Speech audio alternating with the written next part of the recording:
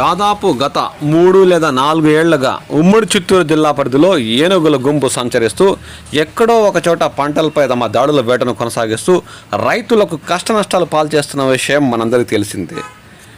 చిత్తూరు జిల్లా పలంనేరు మండలం నూనెవారిపల్లి సమీపంలోని వరి పొలాలపై రాత్రి వేళల్లో ఏనుగుల గుంపు దాడి చేసి రైతులకు తీవ్ర నష్టాన్ని కలుగజేస్తున్నాయని వారు ఆవేదన చెందుతున్నారు. వరి పొలాల్లో ప్రవేశించి తొక్కి నాశనం చేశాయని వారు ఆవేదన చెందారు.